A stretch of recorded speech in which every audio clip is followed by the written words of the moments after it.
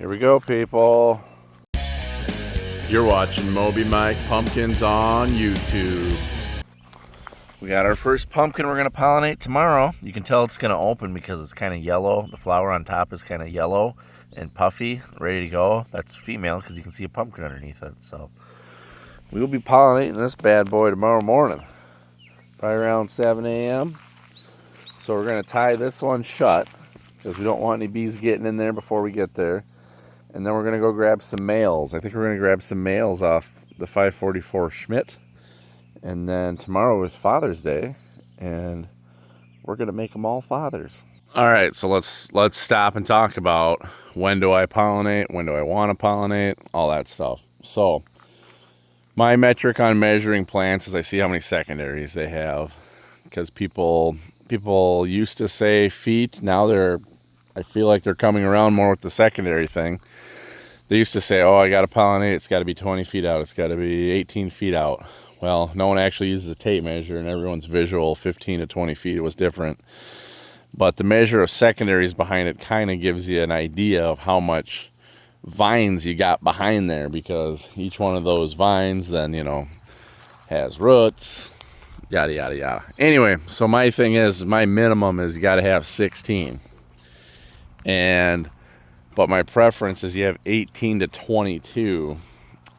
And looking to have 18 to 22 before like June, I'll say 24th, but probably before then, actually.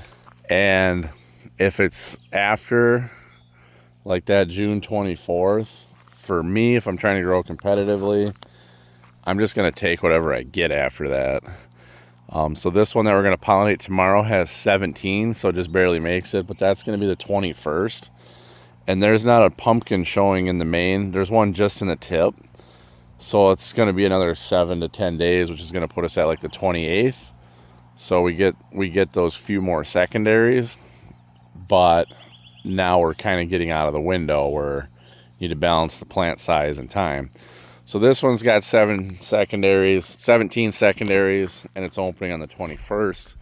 I think this pumpkin should open the day after on the 22nd. It's got 24. So actually starting to get more than I like, but the very first pumpkin on this one was only, I forget, 9 secondaries. The plant wasn't big enough yet. So we tossed it off, and then this is the only pumpkin I've got since then, and then back to the same thing. There's another female in there further, but we've got the secondaries we want on this. So this one's just got to take, and we'll be good to go on it. So this one I wish, because it's 24, I wish it was like, say, 4 secondaries back, and then it probably would have pollinated like probably 3 days ago. And that would have been a little bit better, but this is fine. Plant's good size. This plant, I don't know, it's almost twice as big as this other one. It's maybe hard to see, and just the rate it's growing at, it's just a little better. So this one here will be a day behind this one, but I'm sure it'll catch up and maybe never even ever fall behind. So we are going to breed this Haste with the Schmidt. The Schmidt we're going to self, and then the Hydro might open the same as this one in 2 days. It might need a 3rd day before it opens, but that thing's doing good. Those vines are just perky. Plant looks good. I'm excited about that, even though that plant's not huge, but just everything seems to be going okay on that system. So that's kind of how I figure out the pollinations, So if I had 22 secondaries and it was June 8th, I would pollinate and take it. I just wasn't that good, didn't have that big a plant. So, but I'm not going to take one that's got 9 secondaries on June 8th. I'm going to wait for the plant size. Like I said, back to I want to get like at least 16. So I think my 25-20, I'd have to look back, but I think that had like 22 secondaries or something on it. So, but yeah, and that was pollinated real close. Now I think that one was either pollinated. I had 3 in a row on that one, which was super weird. I think I pollinated like 18th, 19th, 20th, and I took the 20th one, so we're only a day or two off. Got a couple more secondaries on this other one, so then the question becomes, what if I'm not competitive growing? What if I'm just growing at home for fun? Well, then it gets a little different, right? I always say probably try and get one pollinated by July 4th or the week after that, you know, but it's back to like, you got to balance plant size with how long the pumpkin's going to grow, right? So bigger plant helps, but so does time. Yeah, if you're non-competitive, you just kind of take what you can once you feel the plant's decent size, and because you're not trying for ultimate size, it might not matter as much. All right, guys, it's pollination time. I just removed that zip tie from there, and you can see we got a nice perfect 5-lober in there, and all we're going to do is we're going to remove the petals from these males, and then we'll rub the male and the female. It's just that simple. All right, guys, we're going to add a RO system to the hydroponic. This is just for like refilling water that it utilizes, you know, during its water change. Like, not for the entire water change. That'll be hard water. But then, like, once it's all steady, it uses, you know, some water per day. It's not been much because it's been pretty cool out, but, you know, it's going to use like 5 to 15 gallons of water a day. And then it's going to put RO water in there. So I got about $40 in fittings, so we can hook it up to like garden hose feed, and then adapt it to this float, so it'll just automatically add water to the system. So what happens is, when you need to add water there, if you all of a sudden add 10 gallons of hard water, well, now your pH goes up. Well, then you need to put acid in, and then if you overshoot that, it goes down. So the whole thing with this is it's not going to be adding hard water. It's not going to need the pH adjustment. And then with adding the acid and the hard water, it brings your EC up, which is your measurement of nutrients. Well, you can't tell if the plant's really using nutrients because you keep adding an unquantifiable amount. So this isn't going to add any nutrients, isn't going to take any acid. So then I can really see how my pH is stabilizing and how my nutrients are going up or down. So anyway, we're going to get that all hooked up. All right, we got the RO system installed. I got the float installed, and I just got the discharge line here. But I was checking it, so you want to check for conductivity on your RO. It tells you if your membrane's leaking by, if you're doing a good job. Essentially, if everything was perfect, it'd read 0 or very close to. I have about 0.91 conductivity coming in, and when I was checking this, I was getting about the same, so I was a little perturbed right away. I filled up another cup with water. Now it's at a 0.3, so it's at a 2/3 reduction, but it should be better than that. I'm going to fill this cup up again. If it's not like 0.15 or below, I'm going to pull that membrane out, make sure the O-rings on it aren't bad. And then I was checking the conductivity. This is the discharge. So you got two sides of the membrane. You got your concentrate and you got your permeate. What's going to go into the system is the permeate. That's what passes through. So then all the minerals are left behind in your concentrate. We don't want that. That just goes to the ground. But anyway, that was raised up like 1.6, so I know it's taking minerals out. So we'll see here if she comes around here after getting wet. Otherwise, we will have to check on that membrane or maybe get a replacement. Of course, I bought the cheapest system you could possibly buy, so you know, wouldn't be unheard of that I got a bad membrane, but hopefully they'll give me a new one if it is. All right, it's gotten better. We're at a 0.11 microsiemens, which honestly isn't that good. It should be at least half of that, if not lower than that. It should almost register as 0. I reseeded the membrane. I don't know that it wasn't seeded or not, but it has helped. I mean, we've been working our way down, but I mean, I was at 0.2 there for a while, and I was kind of a little perturbed because, I mean, this thing should almost read 0. This meter should almost be not accurate enough to read how low this is.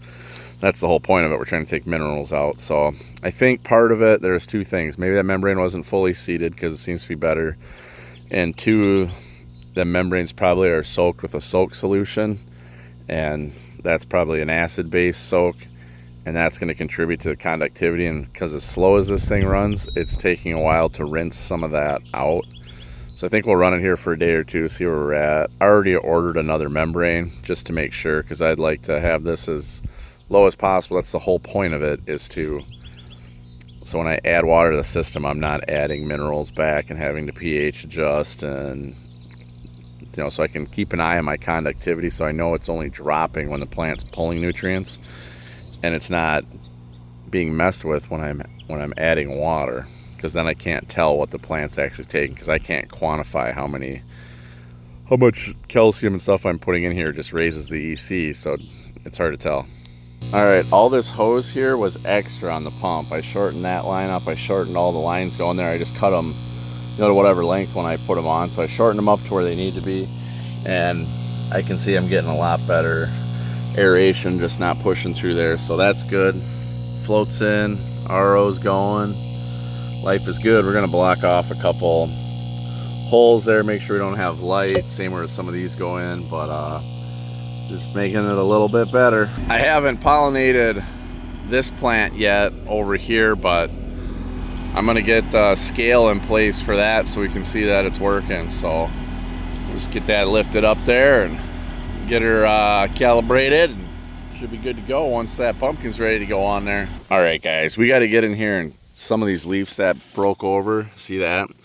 That's just a cup for water, and water will get in there and sit there. So we got to trim that off flush with the vine. We'll kind of unbury it, cut it flush with the vine, let that heal up. But you can see we got some other kinked ones in there. Just get them cleaned up. It sucks to have to cut the leaves off, but if you leave that and your vine rots out, you know, you didn't gain nothing by keeping that leaf on there for a little while longer. So better be safe than sorry. All right, let's get your end of the week update rolling. Here's the 544 Schmidt. That flower is not going to open tomorrow on Monday. It's probably going to open on Tuesday. So I have a pollination then. You've seen earlier we did the 2741 haste over there.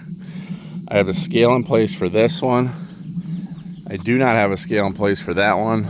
We're going to have two scales that'll trend on the computer, and the other one's going to go on the hydro. Reason being, this plant is less than impressive.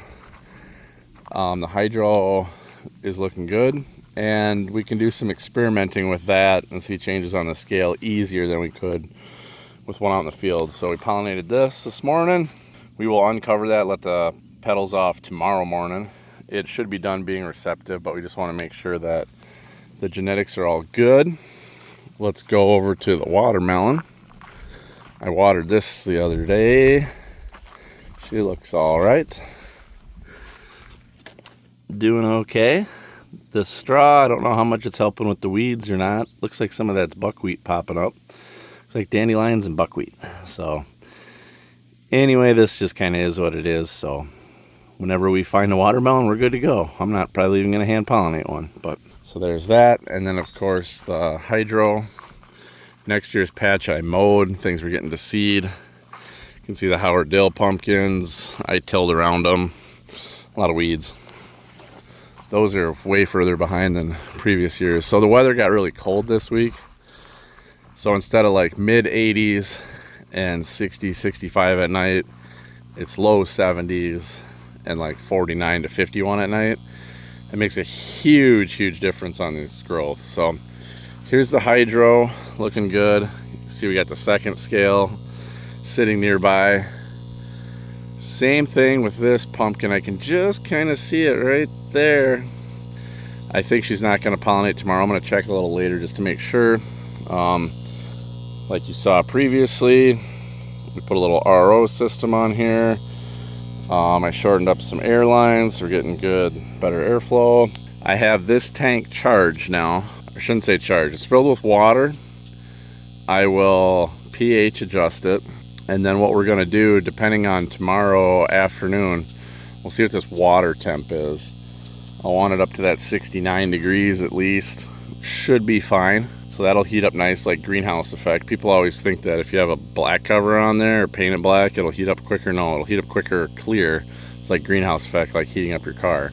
Hence why you put tinted windows on your car. It's cooler in there, less light goes through.